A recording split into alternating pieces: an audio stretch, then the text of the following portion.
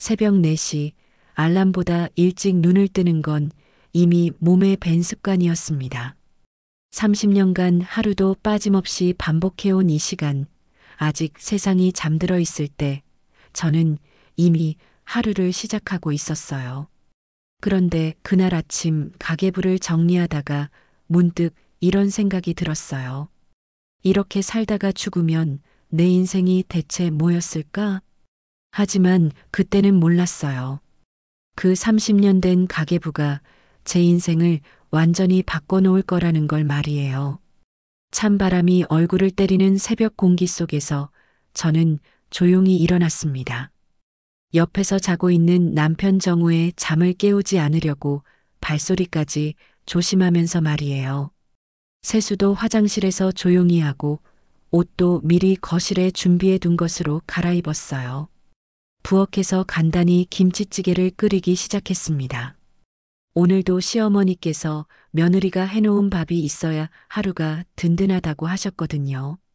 30년 전 이 집에 시집 올 때부터 지금까지 하루도 빠진 적이 없었어요. 가스 불 위에서 보글보글 끓는 찌개를 저으면서 문득 생각했어요.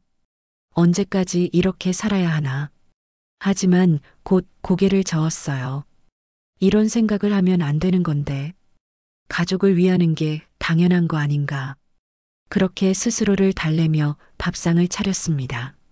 새벽 5시 시장으로 향하는 버스 안은 저처럼 이른 시간에 일하러 가는 사람들로 조용히 붐볐어요. 창밖으로 스쳐 지나가는 불빛들을 바라보며 또 하루의 장사를 준비하는 마음을 다잡았습니다. 순이야, 오늘도 일찍 왔네.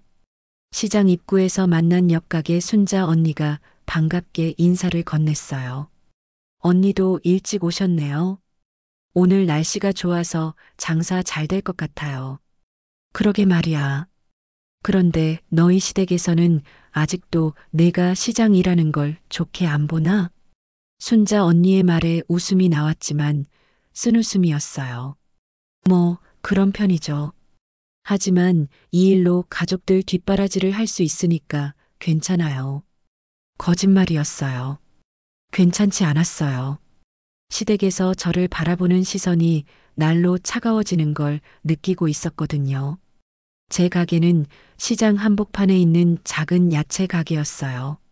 상추, 깻잎, 오이, 토마토, 신선한 채소들을 가지런히 정리하며 하루를 시작했습니다. 손님들이 오기 전까지는 제가 혼자만의 시간이에요. 가계부를 꺼내서 어제 장사 내역을 정리했어요. 매출 28만 원에서 원가 15만 원을 빼면 순이익 13만 원. 이렇게 30년간 한 푼, 두 푼 모아온 돈이에요. 그런데 이 가계부 시댁에서는 쓸모없는 장부라고 무시했어요. 특히 처남댁 미경이가 그랬죠. 언니는 정말 야무지네요. 그 몇천 원짜리 야채값까지 다 적어놓고. 비웃음 섞인 말투였지만 저는 그냥 웃어넘겼어요. 언젠가는 이해할 거라고 생각하면서 말이에요. 하지만 그들은 몰랐어요. 이 가계부에 적힌 매일 300원씩의 절약, 1000원씩의 저축이 모여서 무엇이 될 수 있는지를요. 추석이 며칠 앞으로 다가온 어느 날 시댁에서는 온 가족이 모여 명절 준비 회의를 했어요. 저녁 7시에 시장 일을 마치고 집에 돌아가니 이미 거실에는 온 가족이 둘러앉아 있었어요. 어머니, 늦어서 죄송해요. 오늘 손님이 많아서. 그래, 고생했어. 빨리 씻고 와서 앉아. 시어머니 영자의 목소리는 평소와 다름없이 무덤덤했어요. 하지만 그 무덤덤함 속에 숨어 있는 차가움을 느끼지 못할 만큼 둔감하지는 않았어요. 샤워를 하고 거실로 나가니 명절 준비에 대한 이야기가 한창이었어요. 올해는 사촌들까지 다 온다니까 음식을 많이 준비해야겠어. 처남 정우가 말했어요. 네, 제가 새벽에 시장에 가서 좋은 재료들로 준비하겠습니다. 그런 건 당연한 거고 문제는 돈이야. 처남댁 미경이가 끼어들었어요. 올해는 물가가 많이 올라서 명절 비용이 만만치 않을 텐데 각자 얼마씩 낼지 정해야지. 그때 시어머니가 저를 바라보며 말씀하셨어요. 순이는 시장에서 매일 돈을 만지니까 계산이 빠르겠지. 너가 한번 계산해봐. 칭찬인 것 같지만 칭찬이 아니었어요. 돈 계산밖에 못하는 며느리라는 뜻이 숨어 있었거든요. 네, 제가 계산해 보겠습니다. 대략 150만 원 정도면 될 것 같은데. 150만 원? 처남댁 미경이가 화들짝 놀라며 말했어요. 너무 많이 잡은 거 아니야? 우리는 교육비에 다른 지출도 많은데. 그때 막내 시누이 영숙이가 조용히 말했어요. 언니가 매년 명절 준비 다 해주시는데 계산도 정확하게 해주시잖아. 믿고 맡기면 되지. 하지만 시어머니의 반응은 달랐어요. 영수가 돈 문제는 신중하게 생각해야 해. 순이야, 혹시 너희 시장에서 떨이로 살 수 있는 거 없어? 굳이 비싼 걸로 할 필요가 있나? 가슴이 먹먹해졌어요. 30년간 한 번도 명절 준비를 소홀히 한 적이 없는데 떨이 재료를 쓰라고 하시다니. 네, 알겠습니다. 좋은 걸로 저렴하게 준비해 보겠습니다. 하지만 속으로는 다짐했어요. 언젠가는 당신들이 저를 다르게 볼 날이 올 거예요. 명절 준비 회의가 끝나고 온 가족이 잠든 밤 11시, 저는 부엌 식탁에 앉아 30년 된 가계부를 펼쳤어요. 노란 책장이 다 헤어져서 테이프로 여러 번 붙여놓은 낡은 가계부였어요. 첫 페이지를 넘겨보니 30년 전 저의 서툰 글씨가 보였어요. 1994년 3월 15일, 시장 첫날, 매출 15만 원, 순이익 8만 원. 그때는 정말 서툴렀어요. 장사하는 법도 몰랐고 손님들한테 어떻게 말을 걸어야 할지도 몰랐어요. 하지만 포기하지 않았어요. 이 집 식구들을 먹여 살려야 한다는 일념으로 버텼거든요. 페이지를 하나씩 넘기면서 30년의 세월이 주마등처럼 지나갔어요. 장마철에 야채가 다 썩어서 하루 종일 울었던 날, 큰아들 정민이 대학 등록금을 마련하기 위해 밤새 장사했던 날, 시어머니 병원비를 위해 적금을 깨던 날, 모든 게 이 가계부에 기록되어 있었어요. 그런데 가계부 뒤쪽에는 다른 기록들도 있었어요. 시댁 식구들은 모르는 저만의 비밀 기록들이요. 1998년 5월 시장 옆 건물 매입 5천만 원. 2005년 8월 재개발 예정지 토지 매입 1억 2천만 원. 2010년 3월 상가 건물 매입 3억 원. 30년간 야채 장사로 번 돈을 조금씩 모아서 하나씩 부동산에 투자해온 기록이었어요. 아무도 모르게 조용히 그리고 신중하게. 시댁 식구들은 저를 그저 시장에서 야채만 파는 무식한 며느리라고 생각했지만 사실 저는 30년간 부동산 공부를 해왔어요. 신문의 부동산면은 빠짐없이 읽었고 재개발 정보는 누구보다 빨리 파악했어요. 가계부 마지막 페이지를 넘기니 며칠 전에 적어놓은 메모가 있었어요. 재개발 구역 최종 확정 마이너스 우리 건물들 모두 포함됨. 손이 떨렸어요. 30년간의 인내와 투자가 드디어 결실을 맺을 때가 온 것 같았어요. 언젠가는 작은 목소리로 혼잣말을 중얼거렸어요. 언젠가는 제대로 된 대접을 받을 수 있을까요? 그때는 몰랐어요. 그 언젠가가 생각보다 훨씬 빨리 올 거라는 걸 말이에요. 다음 날 아침 명절 준비를 위해 시장에서 일찍 장을 보고 집에 돌아왔어요. 큰 봉지 여러 개를 들고 부엌으로 들어서는데 거실에서 이야기하던 시어머니와 처남댁의 대화가 들렸어요. 정말 시장 냄새가 집안까지 배는 것 같아. 처남댁 미경이의 목소리였어요. 그러게 말이야. 순이가 들어오면 온 집안이 그 냄새야. 명절에 손님들 오는데 어쩌나. 시어머니의 대답이었어요. 발걸음이 멈췄어요. 손에 들고 있던 봉지들이 무거워졌어요.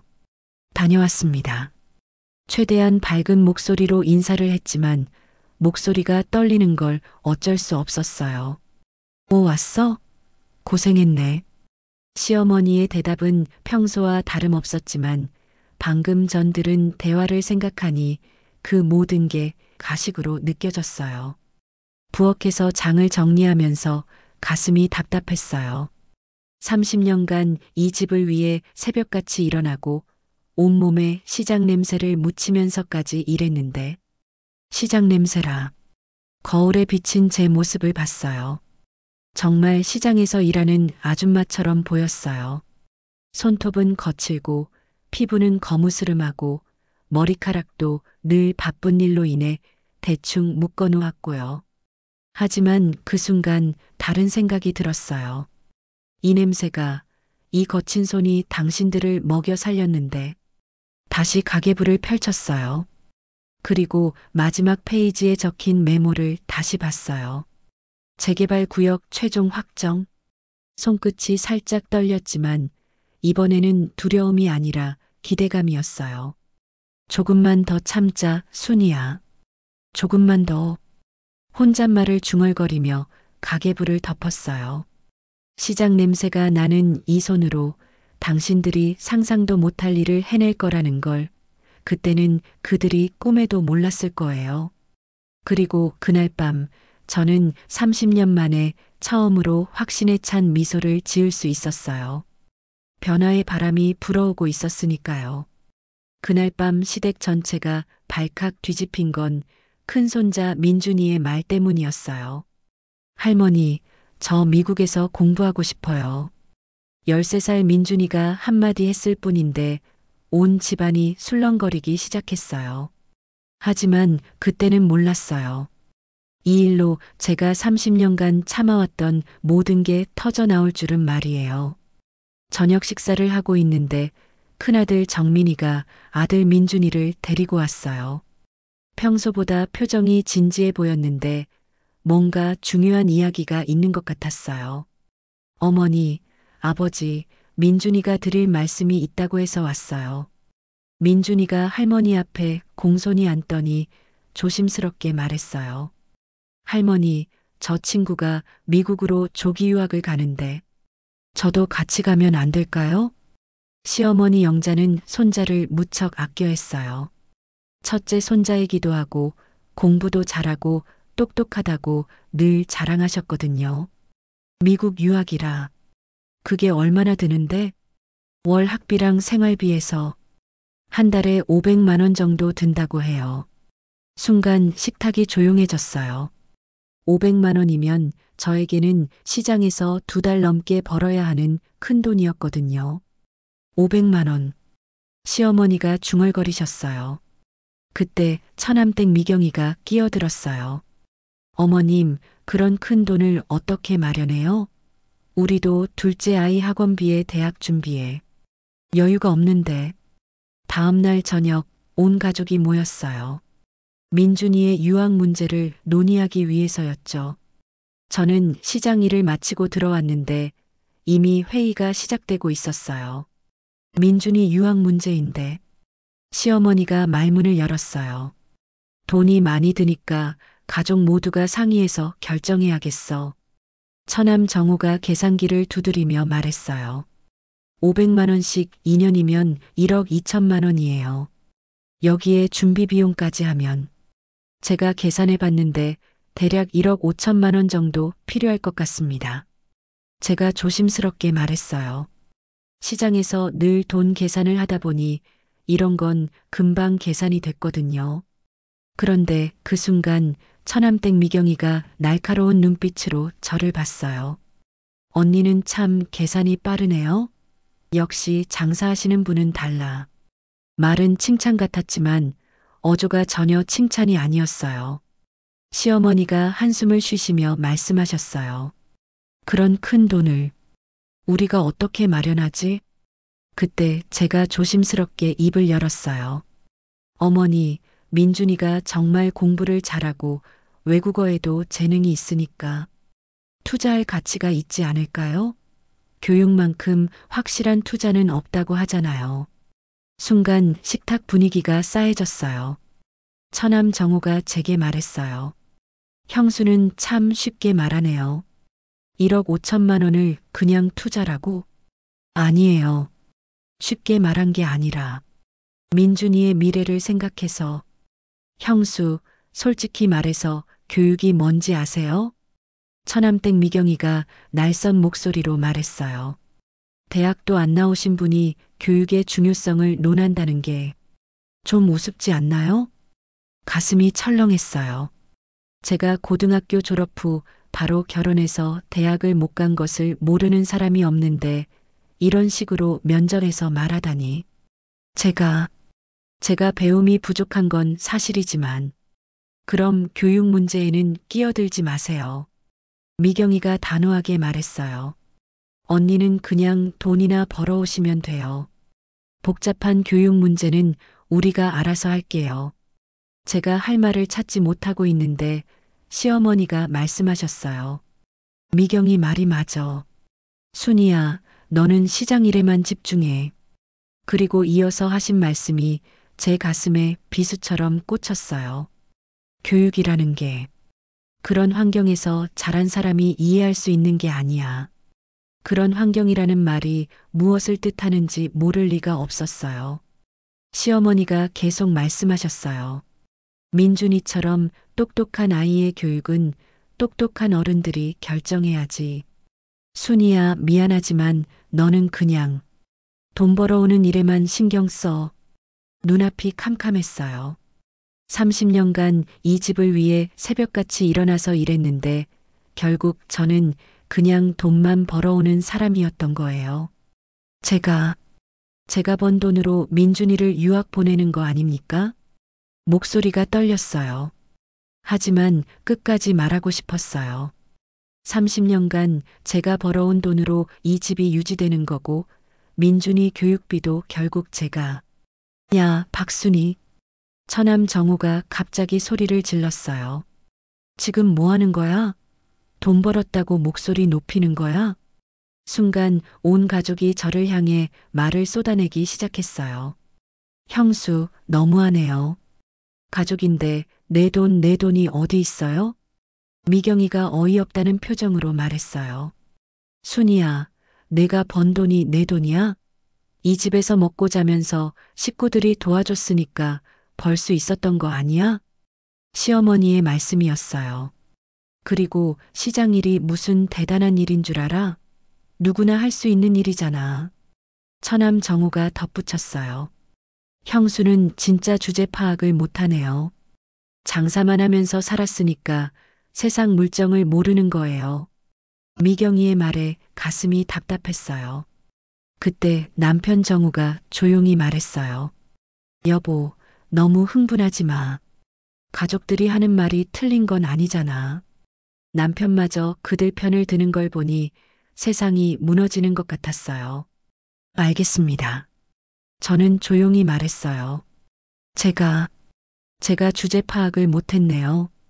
죄송합니다. 일어서려는데 시어머니가 다시 말씀하셨어요. 민준이 유학비는 어떻게 할 거야? 제가 마련해 보겠습니다. 어떻게?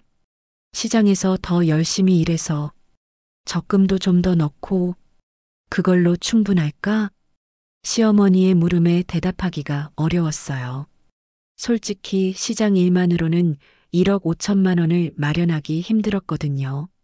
하지만 그때 문득 생각이 났어요.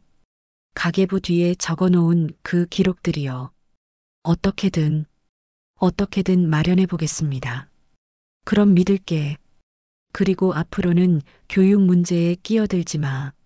내가 할 일은 돈 벌어오는 것뿐이야. 모든 사람이 잠든 밤, 저는 부엌에 앉아 가계부를 펼쳤어요. 손이 떨렸어요. 분노 때문이었어요. 교육이 뭔지 모른다고? 그런 환경에서 자란 사람이라고? 시어머니와 미경이의 말들이 머릿속에서 맴돌았어요. 30년 된 가계부를 넘기면서 생각했어요. 제가 정말 무식한 사람일까요? 정말 주제를 모르는 사람일까요? 가계부 뒤쪽 페이지를 펼쳤어요. 제가 30년간 공부하며 기록해온 부동산 투자 내역들이 보였어요. 1998년 마이너스 재개발 예정 지역 토지 매입, 2003년 마이너스 상권 발달 예상 지역 건물 매입, 2010년 마이너스 지하철 연장선 근처 상가 매입. 모든 투자가 성공했어요. 30년간 신문을 읽고 공부하며 조금씩 모은 돈을 신중하게 투자한 결과였어요. 그리고 마지막 페이지에 적힌 메모를 다시 봤어요. 재개발 구역 최종 확정 마이너스 예상 보상금 280억 원. 손이 떨렸어요. 이번에는 분노가 아니라 기대감으로요. 교육이 뭔지 모른다고, 주제를 모른다고 작은 목소리로 중얼거렸어요. 곧 알게 될 거예요. 제가 진짜 누구인지. 그날 밤 저는 결심했어요. 더 이상 참지 않겠다고.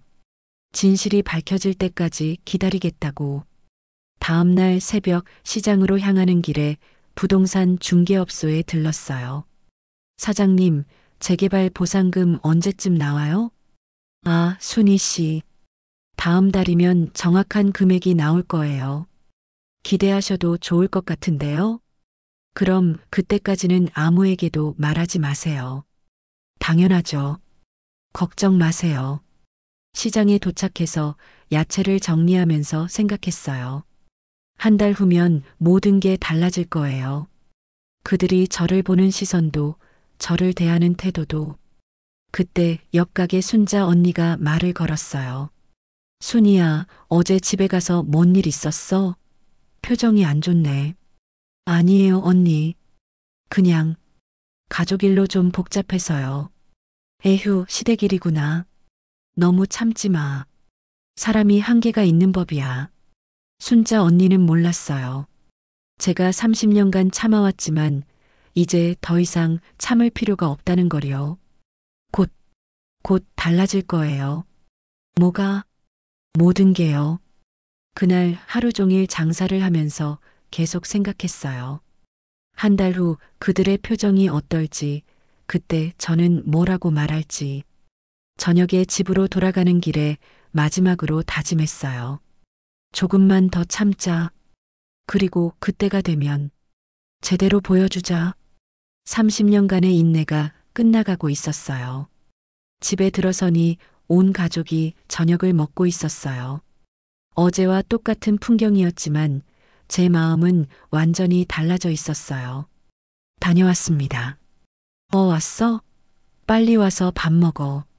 시어머니의 말씀은 평소와 다름없었지만 이제 더 이상 상처받지 않았어요. 식탁에 앉아서 조용히 밥을 먹으면서 생각했어요. 한 달 후에는 여기 앉아서 똑같이 밥을 먹겠지만 모든 게 달라져 있을 거야. 그때 처남댁 미경이가 말했어요. 언니, 민준이 유학비 준비는 잘 되고 있어요? 네, 열심히 준비하고 있어요. 그런데 정말 마련할 수 있을까요? 시장 일만으로는. 미경이가 의심스러운 눈빛으로 저를 봤어요. 어떻게든 해보겠어요. 약속드린 걸 지키려고요.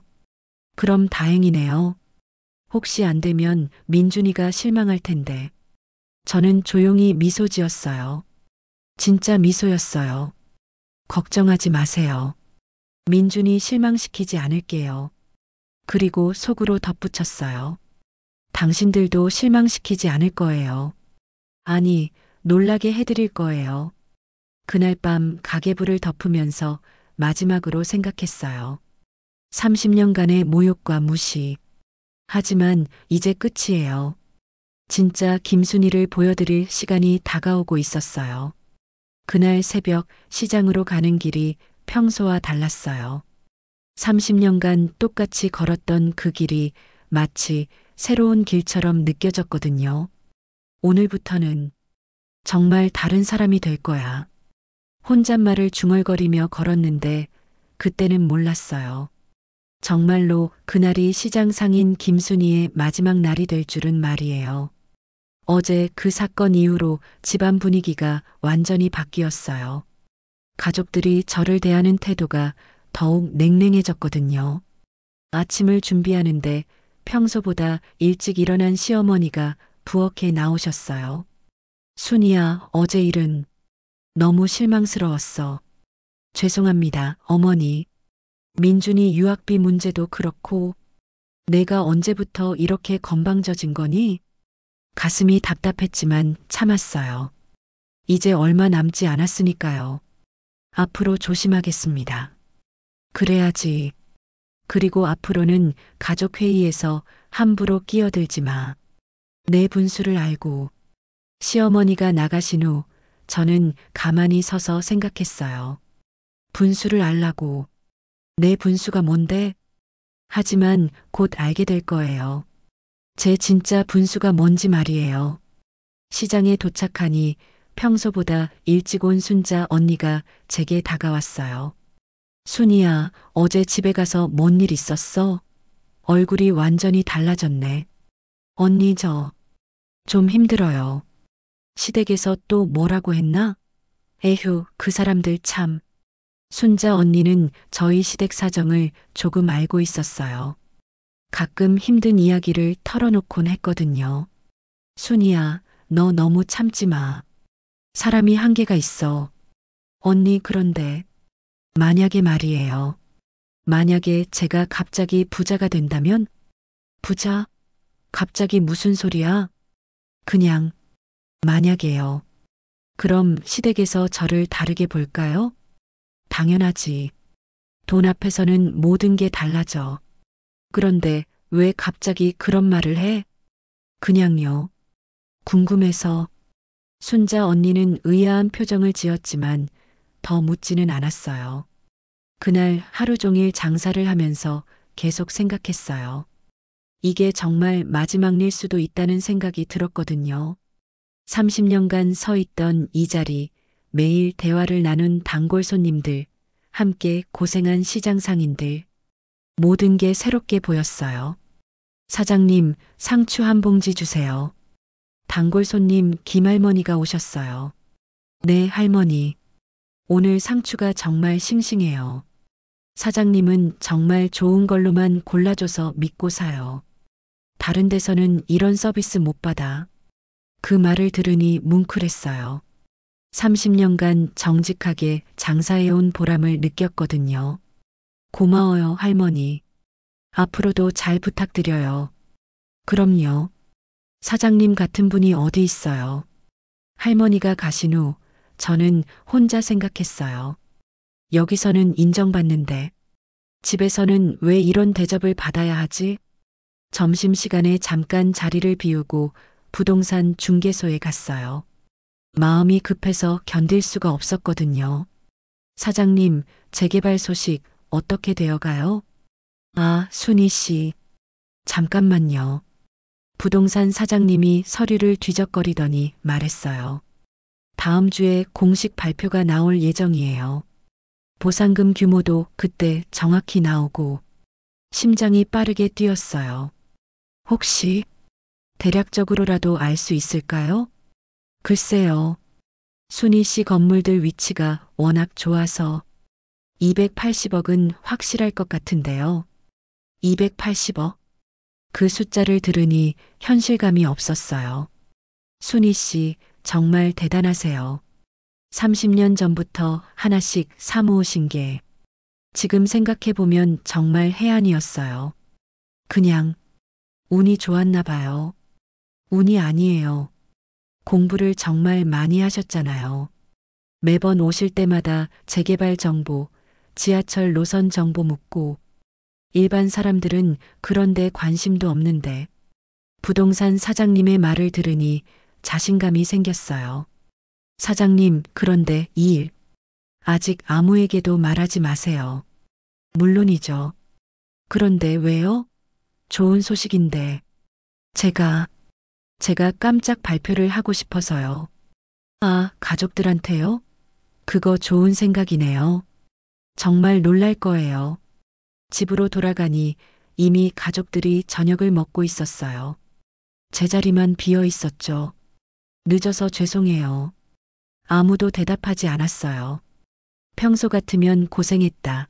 빨리 와서 먹으라고 했을 텐데 완전히 무시당하고 있었어요. 혼자 부엌에서 밥을 먹는데 거실에서 대화 소리가 들렸어요. 민준이 유학 준비는 어떻게 할 거야? 시어머니의 목소리였어요. 엄마, 순이가 돈 마련한다고 했잖아요. 남편 정우의 대답이었어요. 그게 될 것 같아? 시장에서 야채 팔아서 1억 5천만 원을. 처남 정우의 비웃음 섞인 목소리였어요. 그러게요. 현실성이 없는 것 같은데. 처남댁 미경이가 거들었어요. 그럼 우리가 다른 방법을 생각해 봐야겠네. 들고 있던 숟가락을 꽉 쥐었어요. 아직도 저를 못 믿고 있었어요. 조금만 더 기다려. 조금만 더. 속으로 되뇌었어요. 그날 밤 온 가족이 잠든 후에 가계부를 꺼냈어요. 그리고 계산기로 정확한 숫자를 계산해 봤어요. 280억 원. 이 돈으로 할 수 있는 일들을 생각해 봤어요. 민준이 유학비 1억 5천만 원은 동전 한 푼에 불과했어요. 남은 돈으로는 새 집도 사고 자동차도 사고 시장 상인들을 도와줄 수도 있고, 하지만 가장 하고 싶은 건 따로 있었어요. 제대로 된 대접을 받고 싶어. 혼잣말을 중얼거렸어요. 30년간 무시당하고 살았는데 이제는 당당하게 살고 싶어. 다음 날 오후 막내 시누이 영숙이가 시장에 찾아왔어요. 평소에 가끔 들르곤 했는데 이번에는 표정이 심각해 보였어요.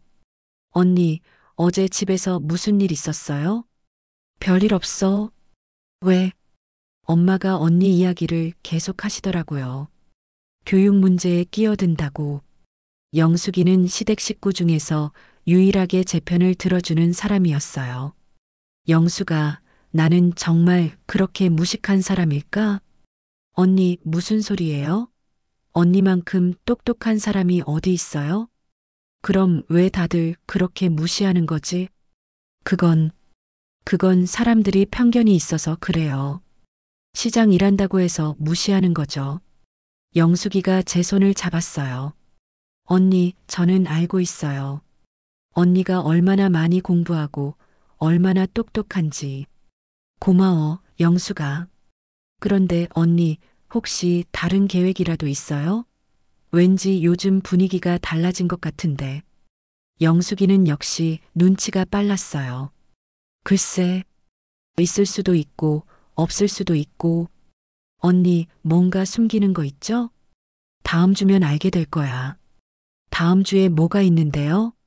그때 되면 알게 돼. 아무에게도 말하지 말고. 영숙이가 궁금해하는 표정을 지었지만 더 묻지는 않았어요. 그날 밤 침대에 누워서 계속 생각했어요. 정말로 재개발 보상금을 받게 되면 제 인생이 어떻게 바뀔까? 시댁 가족들의 태도는 어떻게 변할까? 그들이 갑자기 잘해주면 저는 그걸 받아들일 수 있을까? 30년간의 무시와 모욕을 잊을 수 있을까? 복잡한 감정이 들었어요. 기대감과 동시에 불안감도 있었거든요. 어떻게 될지 모르겠지만 일단 기다려보자. 하지만 한 가지는 확실했어요. 더 이상 무시당하며 살지는 않겠다는 거였어요. 다음 날 새벽 시장에 나가면서 마지막 준비를 했어요. 단골 손님들께 인사를 제대로 해두고 싶었어요. 만약 정말로 이게 마지막이라면 말이에요. 할머니, 그동안 정말 고마웠어요. 사장님, 갑자기 왜 그런 말을 해요? 어디 가시는 건 아니죠? 아니에요. 그냥 감사한 마음을 표현하고 싶어서 하루 종일 그렇게 손님들께 감사 인사를 했어요. 저녁에 장사를 마치고 나서 시장을 한 바퀴 돌아봤어요. 30년간 제 인생의 터전이었던 이곳. 여기서 웃기도 하고 울기도 했던 추억들이 주마등처럼 지나갔어요. 고마웠어.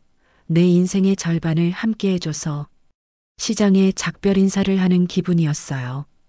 집으로 돌아가는 길에 핸드폰이 울렸어요. 부동산 중개사장님이었어요. 네, 사장님. 순희 씨, 내일 오전에 공식 발표 나온답니다. 정확한 보상 금액도 나오고요. 가슴이 두근거렸어요. 알겠어요. 내일 뵙죠. 그런데 순희 씨, 마음에 준비하세요. 예상보다 더 클 수도 있어요. 전화를 끊고 나서 한참을 서 있었어요. 내일이면, 내일이면 모든 게 달라질 거예요. 30년간의 인내가 끝나고 새로운 인생이 시작될 거예요. 집에 들어가니 온 가족이 저녁을 먹고 있었어요. 여전히 제자리는 비어 있었고 아무도 저를 반기지 않았어요. 다녀왔습니다. 역시 아무 대답이 없었어요. 하지만 이번에는 상처받지 않았어요. 오히려 미소가 지어졌어요. 내일이면, 내일이면 모든 게 달라질 거야. 그날 밤 저는 30년 만에 처음으로 기대에 찬 마음으로 잠들 수 있었어요. 마침내 변화의 순간이 다가오고 있었으니까요. 그 아침 핸드폰이 울린 건 새벽 6시였어요. 부동산 중개업소 사장님의 목소리는 흥분으로 떨리고 있었어요. 순희 씨, 지금 당장 나오실 수 있어요? 큰일 났어요. 아니, 큰일이 아니라 대박이 났어요. 그때까지도 저는 몰랐어요. 그날이 제 인생에서 가장 극적인 하루가 될 줄은 말이에요. 서둘러 옷을 갈아입고 집을 나섰어요. 가족들은 모두 잠들어 있었고 저만 혼자 새벽 거리를 걷고 있었어요. 부동산 중개업소에 도착하니 사장님이 문 앞에서 저를 기다리고 있었어요. 순희 씨, 정말 축하드려요. 방금 공식 발표가 났는데 사장님이 서류를 펼치며 보여줬어요. 예상했던 280억이 아니라 320억입니다. 320억. 숫자가 커서 실감이 나지 않았어요. 정말, 정말인가요? 물론이죠. 여기 공문서도 있고요. 순희 씨가 소유하신 건물 4채 모두 최고 보상을 받게 됐어요. 손이 떨렸어요. 320억이면 시댁 가족들이 평생 벌어도 모을 수 없는 돈이에요. 순희 씨, 이제 정말 부자세요. 강남에서도 손꼽히는 부자가 되신 거예요. 아직 믿어지지 않아요. 당연하죠. 하지만 현실이에요. 이제 어떻게 하실 거예요? 가족들한테 말씀하실 건가요? 잠시 생각했어요. 어떻게 말할까? 언제 말할까? 조금 더 기다려 볼게요. 부동산 중개업소를 나와서 시장으로 향했어요. 평소와 똑같이 장사를 해야 했어요. 아직은 아무것도 바뀌지 않은 척 해야 했거든요. 시장에 도착하니 순자 언니가 먼저 말을 걸었어요. 순이야, 오늘 뭔가 다르네. 얼굴이 빛이 나는 것 같은데? 그런가요? 잠을 잘 잤나 봐요. 아니야, 뭔가 달라. 좋은 일 있었어? 눈치가 빠른 순자 언니였어요. 하지만 아직은 말할 수 없었어요.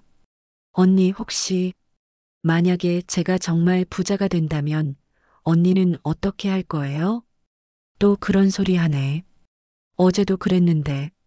순이야, 너 요즘 로또라도 샀어? 그냥 궁금해서요. 글쎄, 부자가 되면 이 시장은 그만두겠지. 그리고 너만큼 좋은 사람이니까 우리 같은 서민들도 도와줄 거고.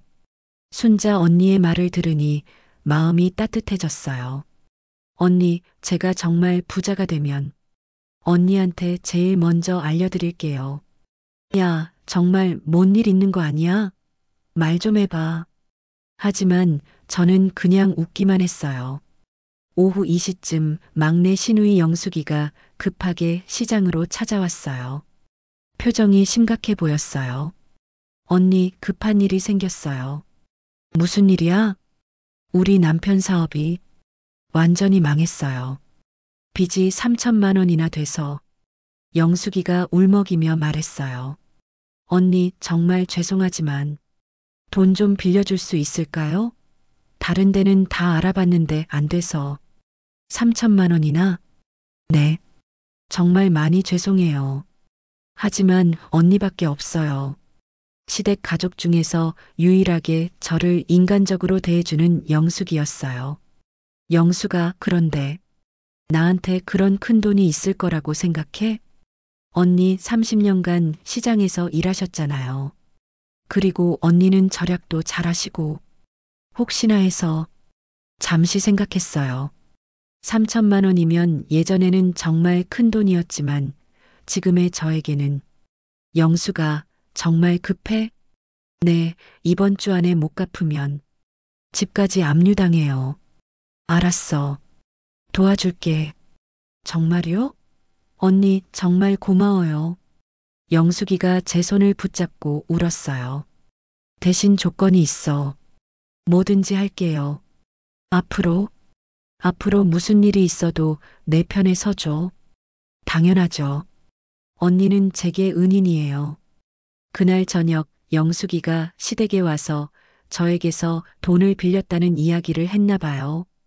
집에 들어가니 온 가족이 저를 쳐다보고 있었어요. 순이야, 영숙이한테 돈 빌려줬다며? 시어머니의 첫마디였어요.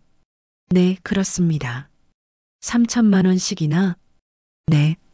너한테 그런 돈이 어디 있어? 처남 정우가 의심스러운 눈빛으로 물었어요. 30년간 모은 돈이 있어요.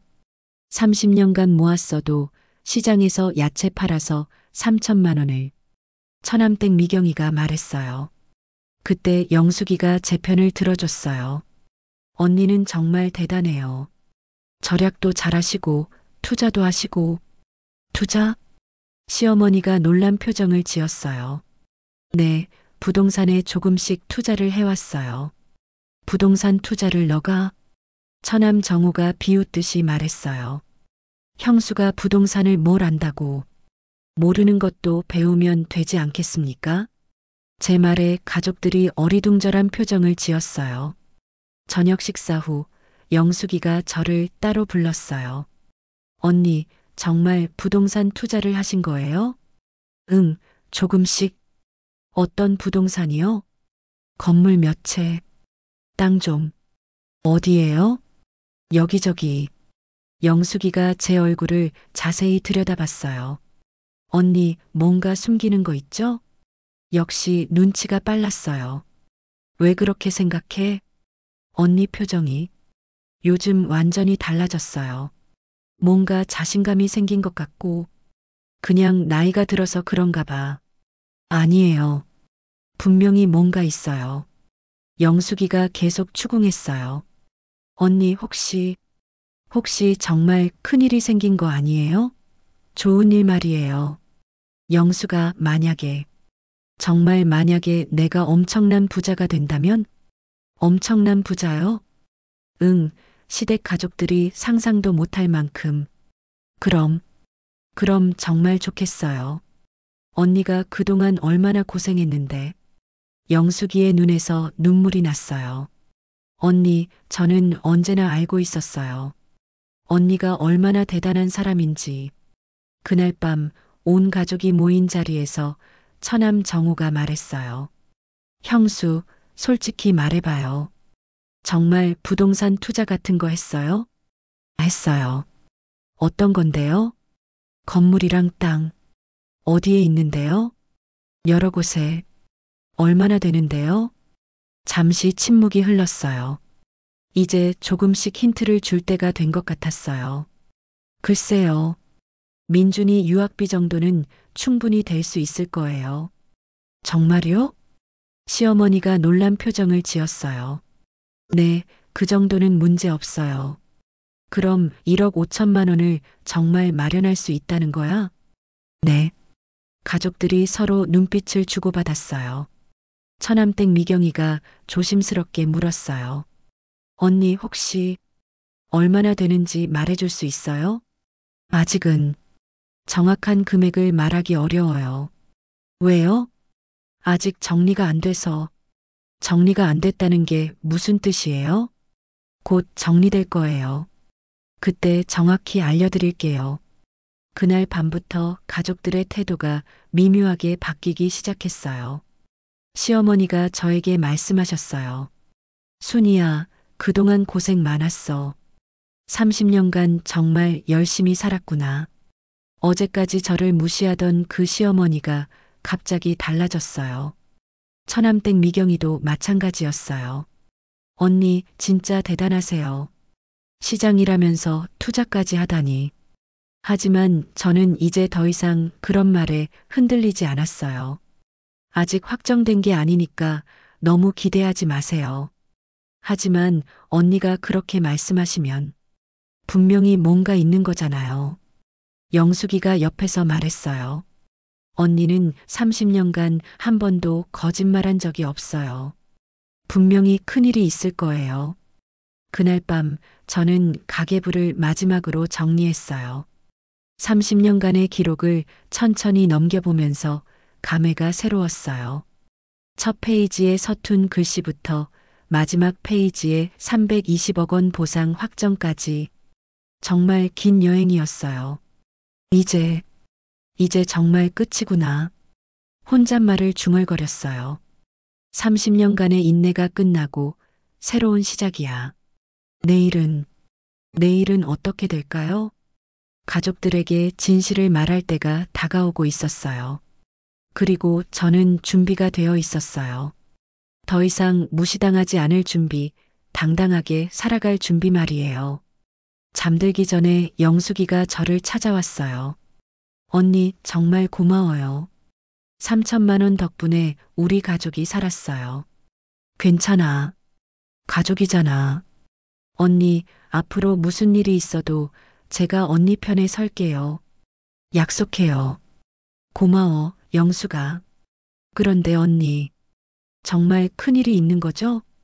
응, 있어. 언제 알려주실 거예요? 곧, 아주 곧. 기대해도 돼요? 응, 기대해도 돼. 영숙이가 나간 후 저는 창밖을 바라봤어요. 내일부터는 정말 모든 게 달라질 거예요. 320억 원의 부자 김순이. 상상만 해도 믿어지지 않았지만 현실이었어요. 그리고 가장 중요한 건 이제 더 이상 혼자가 아니라는 거였어요. 영숙이라는 든든한 동반자가 생겼으니까요. 30년간 외로웠던 싸움이 이제는 끝나가고 있었어요. 그날 아침 저는 30년 된 가계부를 가슴에 품고 거실로 나갔어요. 온 가족이 모여 있었죠. 그들은 몰랐어요. 이 낡은 가계부 안에 그들의 인생을 완전히 바꿔놓을 진실이 담겨 있다는 걸 말이에요. 가족 여러분, 중요한 말씀이 있습니다. 그 한마디로 모든 것이 시작됐어요. 온 가족이 거실에 모였어요. 시어머니, 남편, 처남 부부, 그리고 영숙이까지 모두 제가 무슨 말을 할지 궁금해하고 있었어요. 순이야, 무슨 중요한 이야기인데? 시어머니가 먼저 입을 열었어요. 민준이 유학비 말씀드렸잖아요. 응, 그래. 마련할 수 있다고 했는데. 정말 가능한 거야? 네, 가능합니다.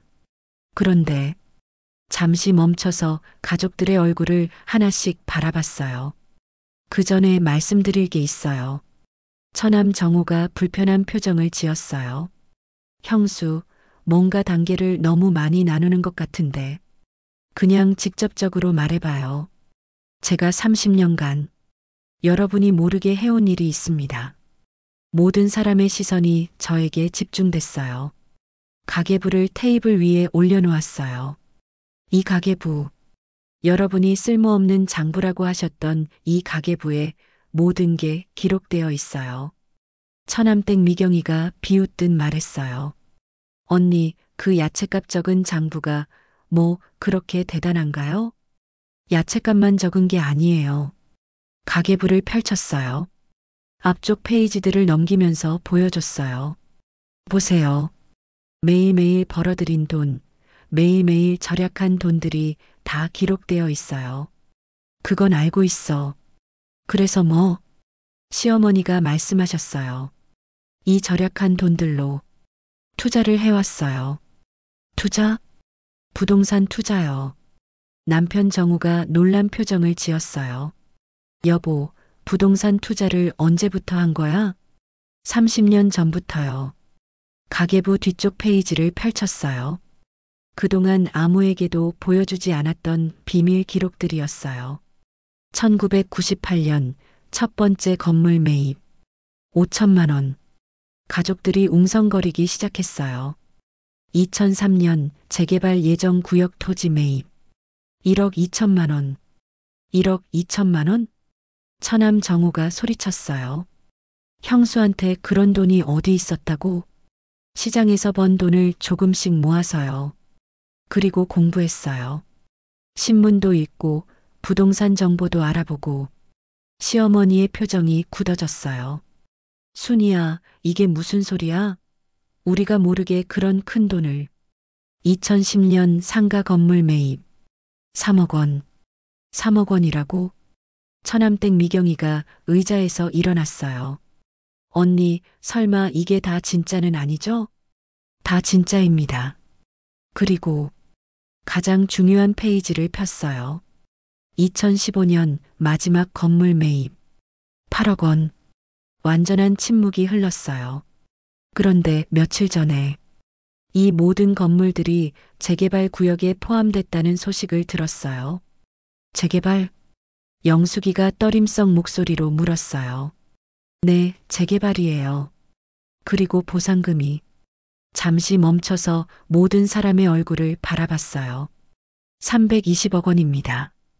그 순간 거실이 완전히 조용해졌어요. 시계 초침 소리만 들렸어요. 처남 정우가 먼저 입을 열었어요. 3.32억 원? 네, 320억 원이에요. 시어머니가 소파에 푹 주저앉았어요. 이게 무슨 소리야? 처남댁 미경이는 아예 말을 못했어요. 입만 벌리고 있었거든요. 남편 정우가 떨리는 목소리로 말했어요. 여보, 정말인 거야? 네, 정말입니다. 여기 공문서도 있어요. 부동산 중개업소에서 받아온 서류를 꺼내서 보여줬어요. 처남 정우가 서류를 낚아채듯 가져갔어요. 이게 진짜야? 서류를 보던 정우의 얼굴이 점점 창백해졌어요. 형수 이름으로 정말로 320억이. 그때 시어머니가 갑자기 일어나셨어요. 순이야, 이게 정말 내 거야? 네, 제 이름으로 되어 있어요. 그럼 너는 이제. 네, 부자가 됐어요. 처남댁 미경이가 갑자기 제게 달려와서 손을 잡았어요. 언니, 정말 대단하세요. 어떻게 이런 일이. 하지만 저는 차갑게 손을 뿌리쳤어요. 며칠 전에는 제가 교육이 뭔지 모른다고 하지 않았나요? 미경이의 얼굴이 빨갛게 달아올랐어요. 언니, 그때는 그때는 뭐였나요? 시장에서 야채만 파는 무식한 사람이라고 생각했나요? 처남 정우도 당황해서 말했어요. 형수, 그런 식으로 말씀하시면. 어떤 식으로요? 사실을 말하는 건데요. 시어머니가 진정시키려고 하셨어요. 순이야, 과거 일은 그만하고. 과거 일이라고요? 저는 일어나서 시어머니를 똑바로 바라봤어요. 30년간 저를 무시하고 멸시한 게 과거 일이라고요? 제가 새벽 4시에 일어나서 시장에 갔을 때 당신들은 뭐라고 했죠? 가족들이 아무 말도 못했어요. 시장 냄새 난다고 했죠. 집안이 그 냄새가 배인다고 했죠. 시어머니가 고개를 숙였어요. 그 냄새가 나는 일로 벌어들인 돈으로 이 집이 유지됐는데 그 냄새를 그렇게 싫어하셨나요? 처남댁 미경이가 울먹이며 말했어요. 언니, 저희가 잘못 생각했어요. 잘못 생각한 게 아니에요. 아예 저를 사람으로 보지 않았죠. 돈만 벌어오는 기계로 봤죠. 그리고 그 돈으로 벌어들인 교육비로 민준이를 키우면서 정작 그 돈을 번 사람은 교육이 뭔지 모른다고 했죠. 남편 정우가 조심스럽게 말했어요. 여보, 너무 흥분하지 마. 흥분하지 말라고요? 30년간 참았는데 이제 흥분하지 말라고요? 영숙이가 눈물을 흘리며 제게 다가왔어요. 언니 정말 대단해요. 어떻게 혼자서 이 모든 걸 혼자가 아니었어요. 혼자로 만든 거죠. 시어머니에게 말했어요. 30년간 가족회의에서 제 목소리는 들어본 적 있나요? 순이야. 한 번도 제 의견을 물어본 적 없죠. 그저 돈만 벌어오라고 교육 문제에는 끼어들지 말라고 했죠. 처남 정우가 변명하려고 했어요. 형수, 저희가 형수를 무시한 게 아니라. 그럼 뭐였나요? 존중했다는 거예요? 제가 민준이 유학비를 마련하겠다고 했을 때 믿었나요? 아무도 대답하지 못했어요. 시장에서 야채 팔아서 1억 5천만 원을 어떻게 마련하냐고 비웃지 않았나요? 처남댁 미경이가 무릎을 꿇었어요. 언니 정말 죄송해요. 저희가 정말 잘못했어요. 하지만 저는 냉정했어요. 지금 무릎을 꿇는 이유가 뭔가요? 언니를 무시해서요. 아니에요. 제게 320억이 있다는 걸 알았기 때문이에요. 미경이가 고개를 들지 못했어요. 만약 제가 여전히 시장에서 야채만 팔고 있다면 지금처럼 무릎을 꿇었을까요? 시어머니가 떨리는 목소리로 말씀하셨어요. 순이야, 정말 미안하다. 어머니가 잘못했어. 어머니는 며칠 전까지 저를 뭐라고 하셨죠? 그런 환경에서 자란 사람이라고 하셨죠. 어떤 환경 말씀이셨나요? 시어머니가 울기 시작했어요. 내가 정말 잘못 생각했어. 용서해줘. 남편 정우가 제게 다가와서 손을 잡으려 했어요. 여보, 우리 다시 시작하자. 그동안 내가 부족했어. 부족했다고요? 손을 뿌리쳤어요. 당신은 30년간 한 번도 제 편에 서준 적이 없어요. 여보, 시어머니가 저를 무시할 때, 처남들이 저를 업신여길 때, 당신은 어디 있었나요? 정우가 대답하지 못했어요. 당신도 저를 그냥 돈 버는 기계로 봤죠. 처남 정우가 다급하게 말했어요. 형수, 저희가 정말 잘못 생각했어요. 앞으로는 뭐요? 제게 320억이 있으니까 이제는 존중해 주시겠다는 거예요? 정우가 말문이 막혔어요. 그때 영숙이가 제 앞에 섰어요. 언니들, 이제 그만하세요. 가족들을 향해 말했어요. 언니가 얼마나 대단한 사람인지 저는 진작부터 알고 있었어요. 영수가, 언니는 돈이 있어서 대단한 게 아니에요.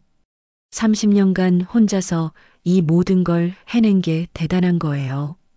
영숙이가 가족들에게 말했어요. 여러분은 지금까지 언니를 뭘로 봤어요? 진짜 가족으로 봤어요? 아무도 대답하지 못했어요.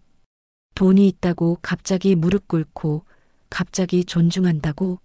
그게 가족이에요? 저는 조용히 말했어요. 이제 정리할 시간인 것 같네요. 가족들이 불안한 표정을 지었어요. 민준이 유학비는 제가 대드리겠어요. 정말? 시어머니가 기대에 찬 표정을 지었어요. 네, 약속드렸으니까. 고마워, 순이야. 정말. 하지만 조건이 있어요. 조건? 앞으로는 제가 하는 모든 결정에 간섭하지 마세요. 그리고 30년간 저를 무시한 것에 대해서는 시간이 필요해요. 처남댁 미경이가 울며 매달렸어요. 언니, 저희가 정말 잘못했어요. 용서해 주세요. 용서는 쉽지 않을 것 같아요. 하지만 가족이니까 시간을 두고 생각해 보겠어요. 그날 밤 온 집안의 분위기가 완전히 바뀌었어요. 시어머니가 저녁을 차려주려고 하시고 처남 부부는 저에게 극진하게 잘해주려고 했어요. 하지만 저는 이미 달라져 있었어요. 괜찮아요. 제가 할게요. 아니야, 순이야. 이제는 우리가 됐어요. 단호하게 말했어요. 30년간 혼자 해왔는데 이제 와서 바꿀 필요 없어요. 그날 밤 영숙이가 저를 찾아왔어요. 언니, 정말 속이 시원했어요. 그래. 30년간 참은 걸 한 번에 다 털어내시니까. 보는 제가 다 후련하더라고요. 이제 시작일 뿐이야. 앞으로 어떻게 하실 거예요? 글쎄, 아직 정하지 못했어. 하지만 확실한 건 더 이상 무시당하며 살지는 않겠다는 거야. 영숙이가 제 손을 잡았어요. 언니, 저는 언제나 언니 편이에요. 고마워, 영숙아. 30년 만에 진짜 가족을 찾은 기분이야.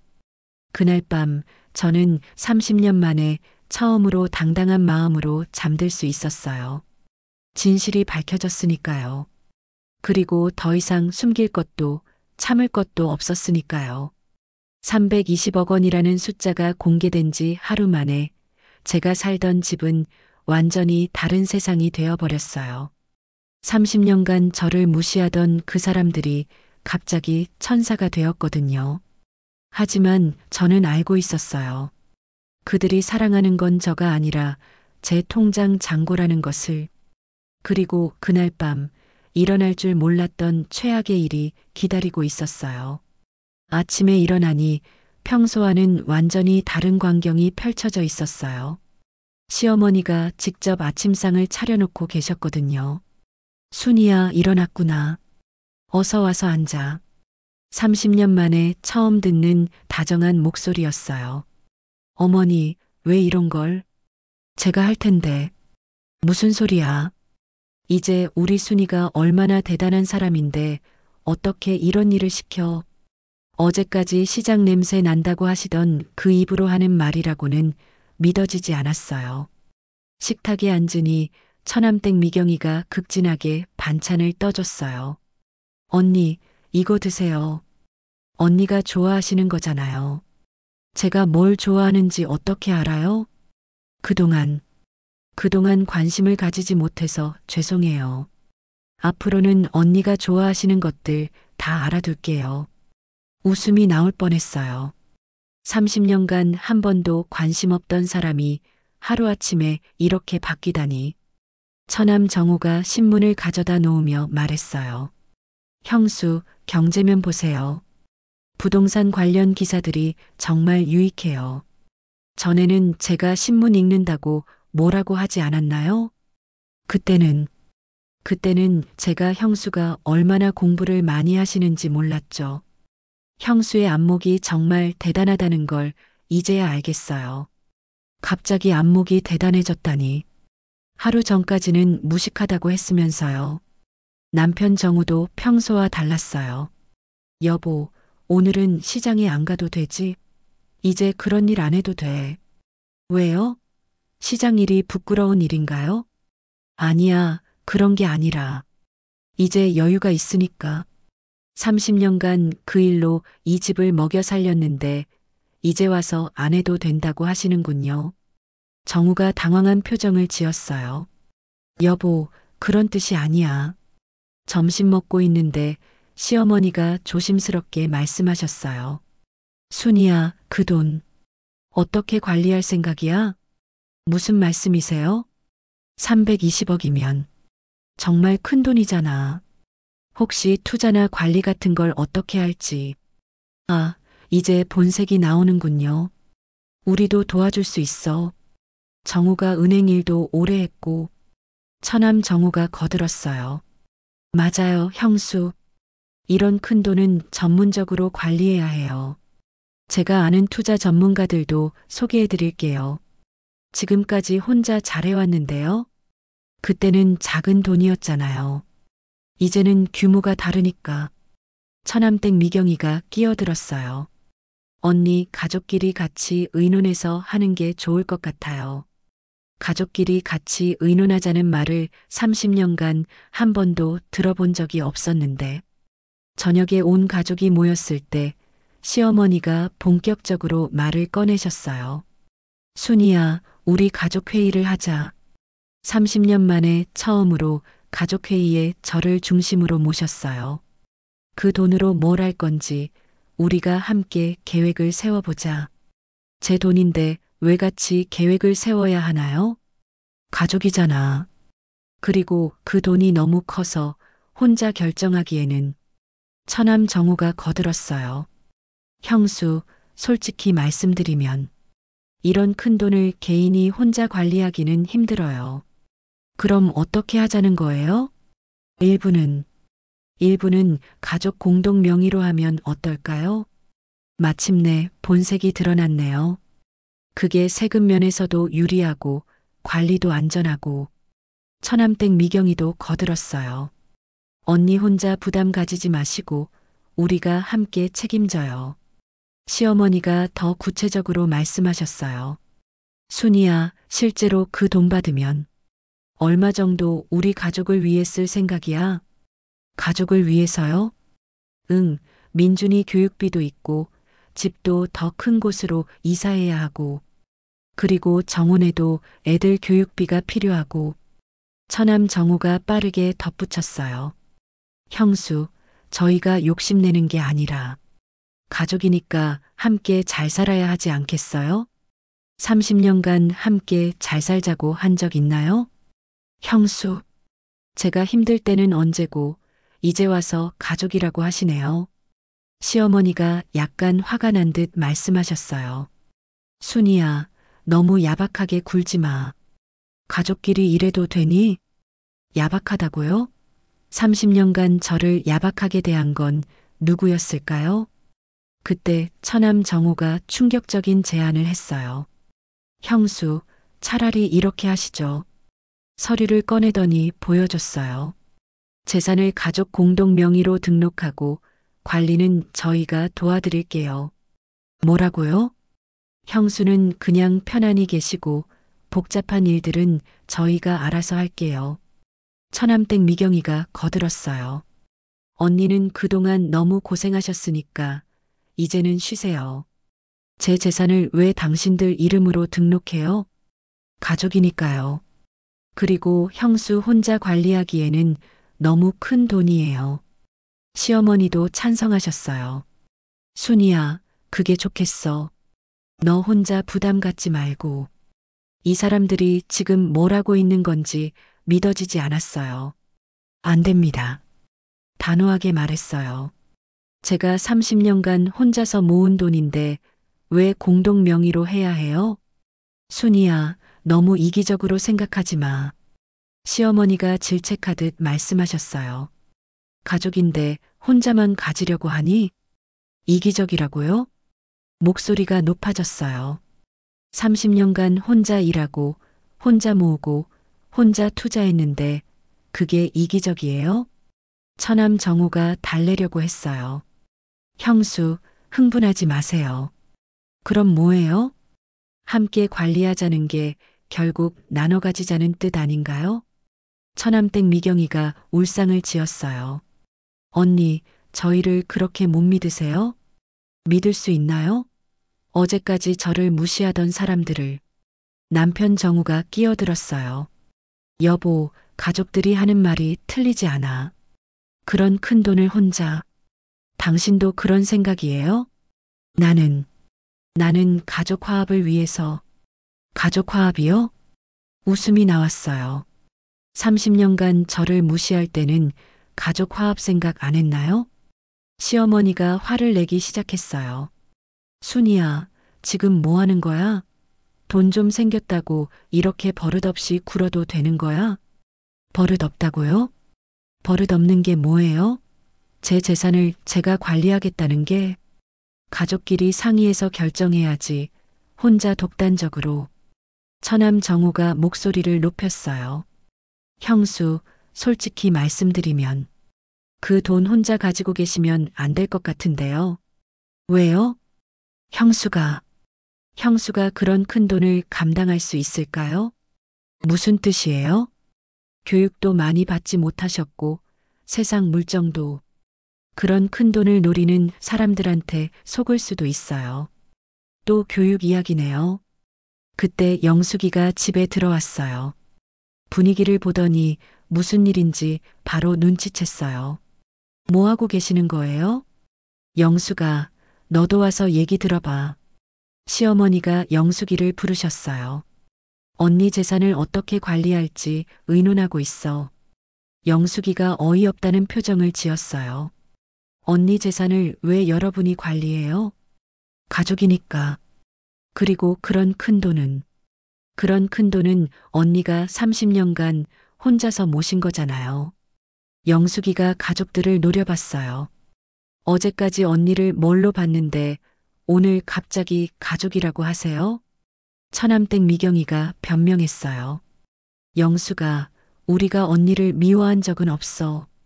미워하지는 않았겠죠. 그냥 무시했을 뿐이니까. 영숙이가 냉정하게 말했어요. 처남 정우가 화를 냈어요. 야, 영수가. 내가 뭔데 이 일에 끼어들어? 저도 가족인데 왜 끼어들면 안 돼요? 너는 시집간 몸이잖아. 이 집이래. 그럼 언니는 뭐예요? 언니도 시집 왔는데. 영숙이가 반박했어요. 언니가 30년간 이 집을 위해 희생하신 건 생각 안 하고 이제 와서 재산만 나눠 가지려고 해요? 시어머니가 소리쳤어요. 영수가 입 다물어. 내가 뭘 알아? 전 다 알고 있어요. 여러분이 언니한테 어떻게 했는지. 영숙이가 울분에 찬 목소리로 말했어요. 언니가 새벽 4시에 나가서 밤늦게 들어와도 고생했다는 말 한 번 안 하면서 이제 와서 가족이라고 해요? 저는 조용히 일어났어요. 이제 알겠네요. 모든 사람이 저를 쳐다봤어요. 여러분이 원하는 건 저가 아니라 제 돈이었군요. 순이야, 그런 게 아니야. 그럼 뭐예요? 시어머니를 똑바로 봤어요. 어제까지 시장 냄새 난다고 하시던 분이 오늘 갑자기 제가 대단한 사람이라고 하시네요.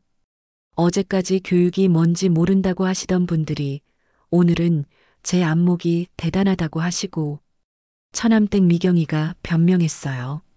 언니, 저희가 정말 뭐요? 후회한다고요? 후회하는 게 아니에요. 돈이 생겼으니까 태도를 바꾸는 거예요. 남편 정우가 다급하게 말했어요. 여보, 너무 심하게 말하지 마. 심한 게 뭐예요? 사실을 말하는 게 제 결심을 말씀드릴게요. 모든 사람이 긴장한 표정으로 저를 봤어요. 이 돈은 제가 혼자서 관리하겠어요. 순이야. 그리고 앞으로는 여러분의 간섭을 받지 않겠어요. 처남 정우가 소리쳤어요. 형수, 그럼 저희는 뭐가 되는 거예요? 뭐가 되긴요. 지금까지와 똑같죠. 제가 돈이 없었을 때 저를 대했던 그 태도 그대로요. 시어머니가 떨리는 목소리로 말씀하셨어요. 순이야, 정말 이러려고 30년을 함께 살았니? 30년을 함께 살았다고요? 웃음이 났어요. 전 30년간 혼자 살았어요. 이 집에서 혼자서. 영숙이가 제 편에서 말했어요. 언니 말이 맞아요. 언니는 지금까지 이 집에서 가족이 아니라 일꾼이었어요. 그날 밤 저는 마침내 확신했어요. 이 사람들과는 더 이상 진정한 가족이 될 수 없다는 것을. 그들이 사랑하는 건 저가 아니라 제 재산이었으니까요. 그리고 영숙이만이 진짜 가족이라는 것을. 그날 밤 저는 결심했어요. 더 이상 참지 않겠다고. 30년간 속에 담아둔 모든 것을 쏟아내겠다고. 가족들이 모두 모인 거실에서 저는 마지막으로 입을 열었어요. 이제 정말 마지막으로 할 말이 있어요. 그들은 몰랐어요. 그 말이 우리 가족 관계의 진짜 마지막이 될 줄은. 온 가족이 긴장한 채로 거실에 앉았어요. 오늘 하루 종일 재산 문제로 싸웠던 우리는 모두 지쳐 있었어요. 시어머니가 먼저 말씀하셨어요. 순이야, 우리 차분히 이야기해보자. 처남 정우도 거들었어요. 형수, 아까는 저희도 너무 성급했던 것 같아요. 처남댁 미경이도 말했어요. 언니, 다시 한번 생각해보세요. 가족이라는 말 그만하세요. 제 목소리가 차갑게 나왔어요. 30년 동안 저를 가족으로 대한 적이 한 번이라도 있었나요? 모든 사람이 조용해졌어요. 저는 천천히 입을 열었어요. 제가 이 집에 시집 올 때가 생각나세요? 시어머니가 고개를 끄덕이셨어요. 기억나지? 그때 어머니가 첫마디로 뭐라고 하셨는지 기억하세요? 시어머니가 머뭇거렸어요. 이런 집에서 자란 애가 우리 집에 적응할 수 있을까? 그렇게 말씀하셨어요. 순이야, 그건 그때부터예요. 그때부터 저는 이 집에서 임시거주자였어요. 남편 정우가 끼어들었어요. 여보, 과거 일을 왜? 과거 일이라고요? 어제까지도 똑같았는데요. 제가 시장에 나간 이유를 아세요? 가족들이 조용히 듣고 있었어요. 이 집 빚을 갚기 위해서였어요. 결혼하자마자 알았죠. 시댁에 빚이 3천만 원이나 있다는 걸.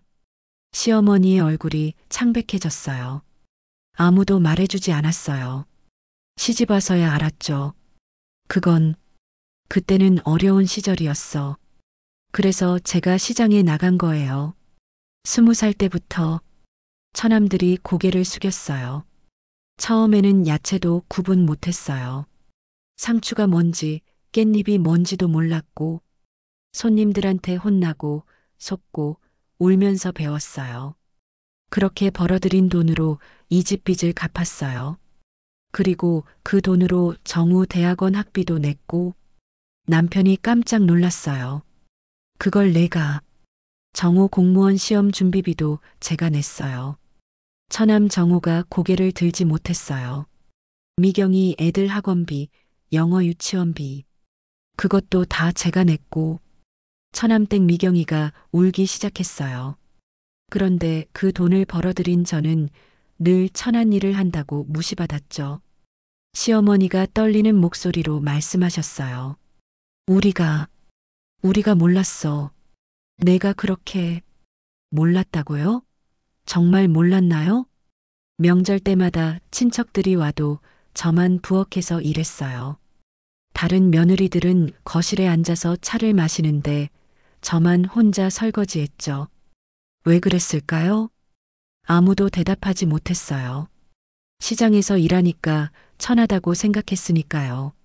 손에 기름때 묻고 옷에서 야채 냄새 난다고 멀리 하셨으니까요. 영숙이가 눈물을 흘리며 말했어요. 언니, 저는 몰랐어요. 그렇게 심했는지. 영숙이는 어려서 몰랐을 거야. 하지만 어른들은 다 알고 있었어. 그리고 가장 아팠던 건 목소리가 떨렸어요. 제가 공부하는 것까지 막으셨다는 거예요. 그런 적 없어. 시어머니가 부인했어요. 제가 신문 읽으면 시간 낭비한다고 하셨고, 부동산 책 보면 쓸데없는 책 본다고 하셨고, 컴퓨터 배우려고 하니까 주제에 맞지 않는다고 하셨어요. 처남 정우가 변명했어요. 형수, 그때는 그때는 뭐였나요? 제가 무식해야 좋았나요? 제가 바보여야 조종하기 쉬웠나요? 30년간 참았어요. 왜인지 아세요? 조용히 물어봤어요. 가족이라고 생각했으니까. 언젠가는 인정받을 수 있을 거라고 믿었으니까. 눈물이 날 것 같았지만 참았어요. 그런데 어제 깨달았어요. 여러분이 저를 가족으로 본 적이 한 번도 없다는 걸. 시어머니가 울기 시작했어요. 순이야, 정말 미안해. 어머니가 잘못 생각했어. 미안하다고요? 지금 미안한 이유가 뭔가요? 제게 320억이 있어서인가요? 만약 제가 여전히 가난한 며느리였다면? 만약 재개발이 안 됐다면? 그래도 지금처럼 미안하다고 하셨을까요? 아무도 대답하지 못했어요. 솔직하게 말씀해 보세요. 처남댁 미경이가 울며 말했어요. 언니,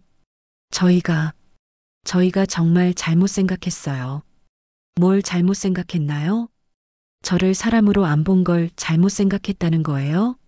아니면 제게 돈이 있다는 걸 몰랐던 걸 잘못 생각했다는 거예요? 남편 정우가 무릎을 꿇었어요. 여보, 내가 잘못했어. 정말 잘못했어. 뭘 잘못했는데요? 너를 보호해주지 못했어. 30년간 내 편에 서주지 못했어. 왜 못했을까요? 나도 엄마 편이 편했으니까. 너한테 미안해서도 제대로 마주보지 못했어. 시어머니도 바닥에 머리를 조아렸어요. 순이야, 어머니가 진짜 미안하다. 너를 그렇게 대한 게. 어머니는 왜 저를 그렇게 대하셨어요? 내가 너를 무서워했나 봐. 저를요? 응. 내가 너무 열심히 사는 모습이 나보다 훨씬 대단해 보여서. 시어머니가 계속 말씀하셨어요. 그래서 일부러 낮춰봤나 봐. 내가 너무 당당해지면 내가 초라해질까 봐. 처남 정우도 고백했어요.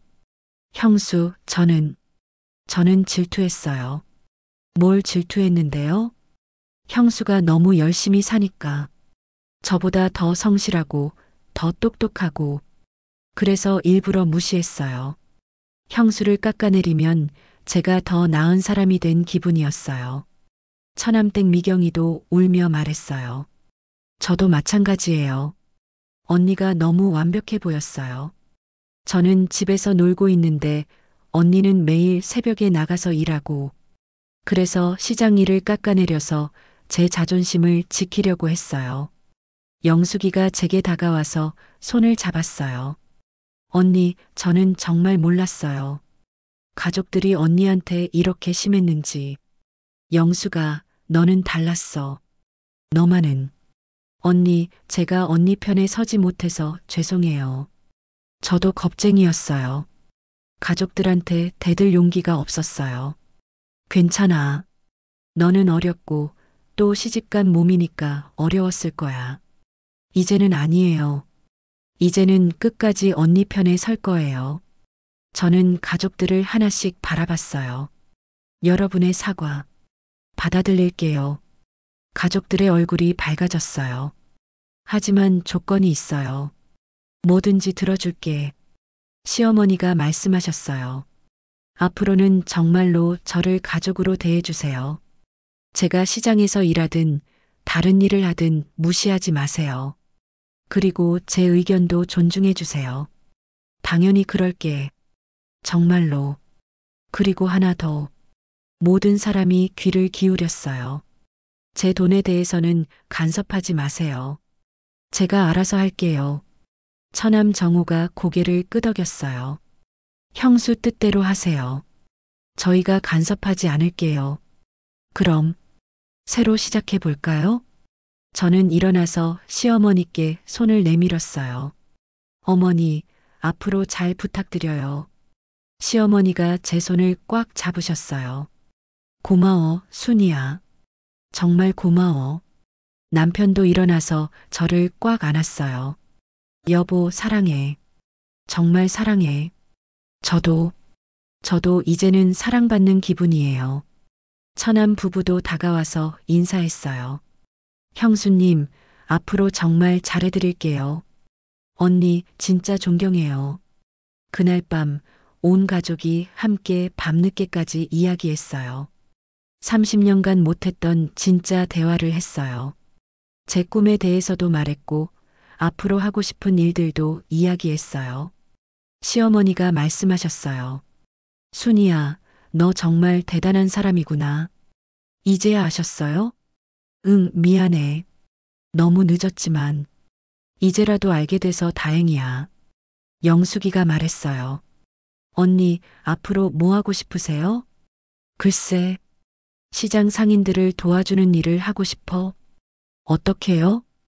교육센터 같은 걸 만들어서 다른 상인들도 투자 공부할 수 있게 도와주고 싶어. 처남 정우가 거들었어요. 형수, 정말 좋은 생각이에요. 제가 도와드릴게요. 정말?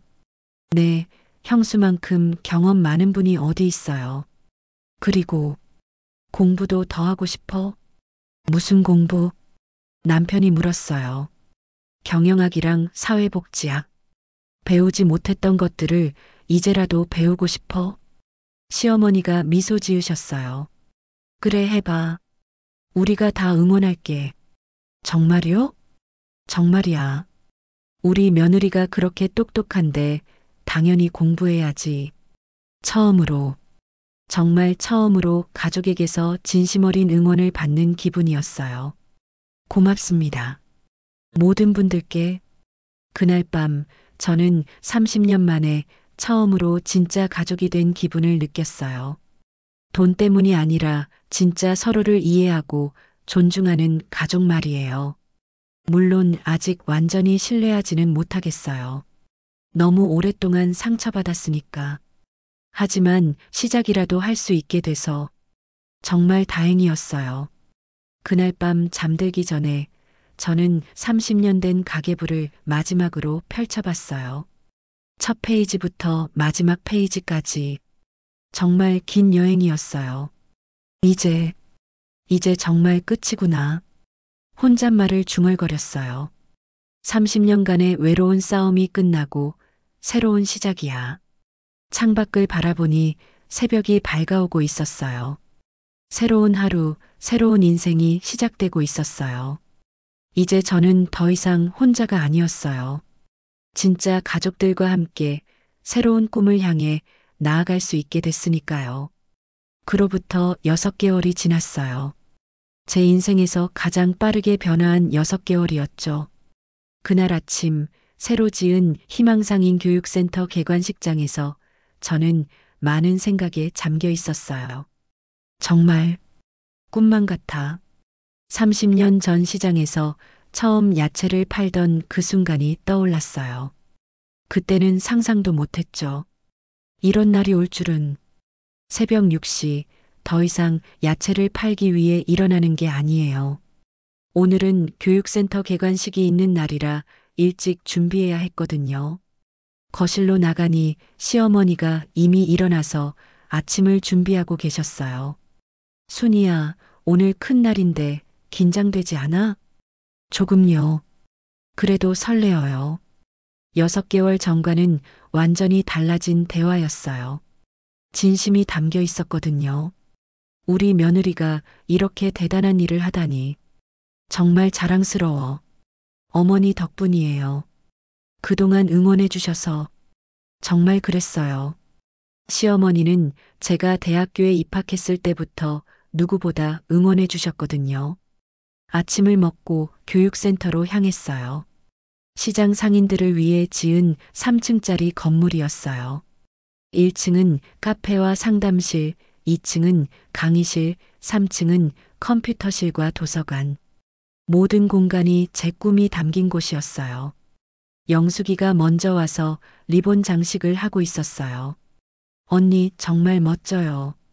이 교육센터 고마워, 영숙아. 내가 없었으면 여기까지 못 왔을 거야. 영숙이는 6개월 전 그날 이후로 제 가장 든든한 동반자가 되어 주었어요. 언니, 첫 수업 듣는 상인분들이 벌써 와 계세요. 밖을 보니 정말로 여러 상인분들이 오고 계셨어요. 저와 비슷한 나이의 아주머니들, 젊은 상인들까지. 순자 언니도 오셨어요. 순이야, 정말 대단해졌네. 이런 큰 건물을. 언니, 그런 말씀 마세요. 저도 여전히 시장 순이에요. 아니야, 이제는 김순이 이사장님이지. 다른 상인분들도 신기한 듯 교육센터를 둘러보셨어요. 순이 씨가 정말 대단한 분이었네요. 30년간 혼자서 이 모든 걸 계획하셨다니. 혼자 한 게 아니에요. 시장에서 여러분들한테 배운 게 많아요. 정말 그랬어요. 시장에서 30년간 만난 사람들, 그들에게서 배운 인생의 지혜가 없었다면 저도 이만큼 올 수 없었을 거예요. 오전 10시 드디어 개관식이 시작됐어요. 시장 상인들, 동네 주민들, 그리고 제 가족들까지 모두 모였어요.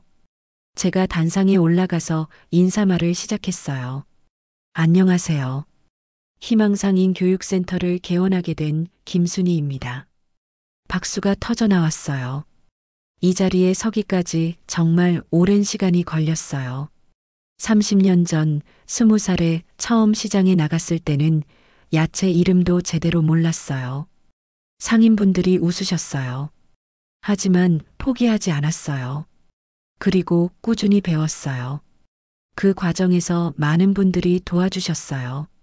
시어머니를 바라봤어요. 30년간 험한 말도 많이 들었지만 결국 저를 인정해 주신 시어머니. 시어머니가 눈물을 닦으셨어요. 묵묵히 옆에서 지켜봐 준 남편. 남편이 고개를 끄덕였어요. 그리고 힘들 때마다 제 편에서 용기를 준 영숙이. 영숙이가 울고 있었어요. 무엇보다 30년간 저와 함께 고생하며 시장을 지켜온 모든 상인 여러분들. 상인들이 박수를 쳤어요. 이 교육센터는 단순한 학원이 아니에요. 우리 상인들이 당당하게 살아갈 수 있도록 도와주는 곳이에요. 컴퓨터도 배우고, 투자도 배우고, 새로운 장사 방법도 배울 수 있어요. 그리고 무엇보다 서로를 응원하고 격려하는 곳이에요. 박수가 더 커졌어요. 저 혼자만 잘 살겠다는 마음이었다면 이런 곳을 만들지 않았을 거예요. 함께 성장하고 함께 발전하는 게 진짜 행복이라는 걸 깨달았거든요.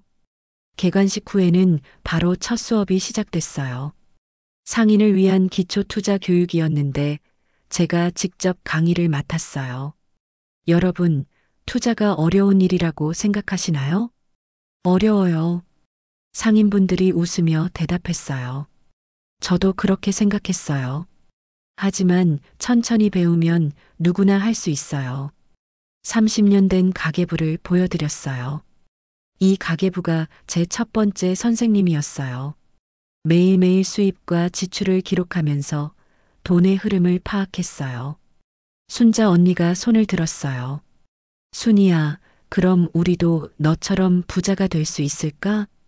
언니, 부자가 되는 게 목표가 아니에요. 당당하게 살아가는 게 목표예요. 점심시간에는 1층 카페에서 상인분들과 함께 식사를 했어요. 순이 씨, 정말 감사해요. 이런 기회를 만들어줘서 우리 같은 사람들도 공부할 수 있는 곳이 생기다니. 무슨 말씀을 하세요? 우리가 누구예요? 이 나라 경제의 기둥이에요. 정말 그렇게 생각했어요. 시장 상인들이 있어야 서민들이 살아갈 수 있고 우리 경제가 돌아가는 거잖아요. 하지만 세상 사람들은 우리를 그렇게 안 봐요. 한 상인분이 씁쓸하게 말씀하셨어요. 그럼 우리가 보여주면 돼요. 우리도 공부하고 성장하고 발전할 수 있다는 걸. 오후에 가족들이 교육센터에 왔어요. 시어머니가 이곳저곳을 둘러보시더니 말씀하셨어요. 순이야, 정말 잘했어. 이런 좋은 일을 어머니가 응원해 주셔서 가능했어요. 내가 언제? 아, 그래. 이제는 정말 응원한다. 처남 정우도 왔어요. 형수, 정말 존경해요. 이런 일을 하시다니. 정우야, 너도 도와줄 거지? 당연하죠. 제가 할 수 있는 일이 있으면 언제든지 말씀하세요. 처남댁 미경이도 진심으로 말했어요. 언니, 저도 이제야 언니가 얼마나 대단한 분인지 알겠어요. 그때 큰손자 민준이가 학교에서 돌아왔어요. 할머니, 오늘 개관식 어땠어요? 민준아, 너도 와서 봤으면 좋았을 텐데. 저도 가고 싶었는데 학교 수업이 있어서 대신 이거 준비했어요. 민준이가 손편지를 건네줬어요. 할머니께. 할머니가 정말 자랑스러워요. 처음에는 시장 할머니라고만 생각했는데 이제는 제 롤모델이에요. 나중에 저도 할머니처럼 사람들을 도와주는 일을 하고 싶어요. 편지를 읽는데 눈물이 났어요. 민준아, 고마워. 할머니, 미국 유학 보내준다고 하셨는데 저는 한국에서 공부하고 싶어요. 왜? 할머니처럼 우리나라 사람들을 도와주고 싶어요. 할머니가 만든 교육센터 같은 곳을 더 많이 만들고 싶어요.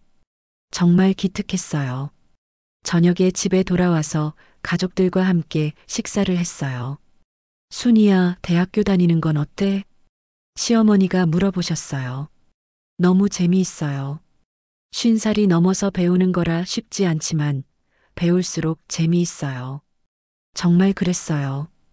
경영학과 사회복지학을 복수 전공하고 있는데 매일매일이 새로웠어요. 젊은 학생들과 어울리는 건 어떨? 남편이 물었어요. 처음에는 어색했는데 이제는 친해졌어요. 오히려 저한테서 인생 경험을 배우고 싶다고 하더라고요. 그럼 그렇지. 우리 며느리가 얼마나 경험이 많은데. 영숙이가 흥미롭게 물었어요. 언니, 앞으로 또 어떤 계획 있어요? 교육센터를 더 많이 만들고 싶어? 더 많이요? 응, 전국의 시장마다 하나씩. 그리고 상인들끼리 네트워크도 만들고. 처남 정우가 관심을 보였어요. 형수, 그럼 정말 큰 사업이 되겠는데요? 사업이 아니라 운동이야. 상인들이 당당하게 살 수 있는 세상을 만드는 운동. 시어머니가 미소 지으셨어요. 우리 순이가 정말 큰 꿈을 꾸는구나. 그날 밤 혼자 있는 시간에 30년을 되돌아봤어요. 20살에 시집와서 야채 파는 법도 모르던 그때부터 지금까지 정말 길고 힘든 여정이었어요. 하지만 후회는 없었어요. 그 모든 과정이 있었기에 지금의 제가 있을 수 있었으니까요.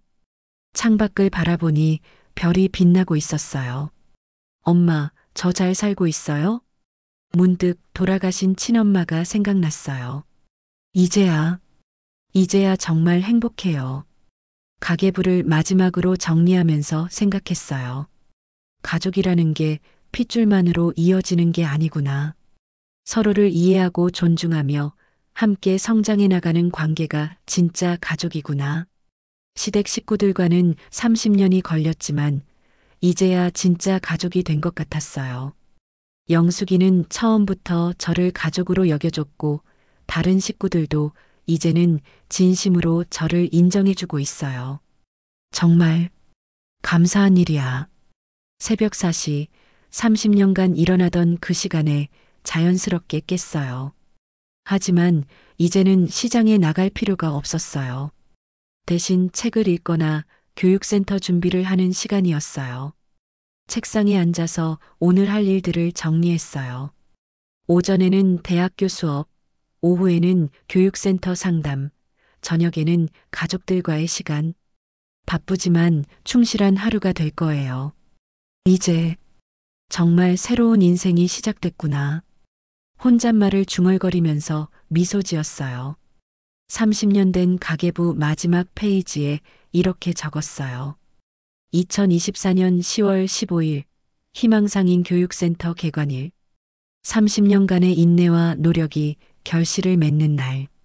이제 혼자만의 꿈이 아니라 모든 상인들의 꿈이 되길 바라며 진정한 가족을 찾고 진정한 행복을 느끼는 오늘. 새로운 시작을 다짐한다. 가계부를 덮으며 창밖을 바라봤어요. 해가 떠오르고 있었어요. 새로운 하루, 새로운 희망, 새로운 꿈이 시작되는 아침이었어요. 고마워, 모든 것에. 그렇게 저의 새로운 인생이 시작됐어요. 30년간 혼자였던 싸움은 끝났고, 이제는 많은 사람들과 함께 걸어갈 새로운 길이 열린 거예요. 그리고 가장 소중한 건 진짜 가족이 무엇인지 알게 된 거였어요. 피보다 진한 건 함께 흘린 땀과 눈물, 그리고 서로에 대한 진심 어린 이해와 사랑이었으니까요. 때로는 가장 큰 역전이 가장 조용한 곳에서 시작된다. 30년간 시장 한 모퉁이에서 꿈을 키워온 한 여인의 이야기가 오늘도 어디선가 새로운 희망으로 이어지고 있다. 제 이야기를 끝까지 들어주셔서 감사합니다. 재미있게 들어주셨다면 구독, 좋아요를 눌러주세요. 더 좋은 사연으로 찾아뵙겠습니다.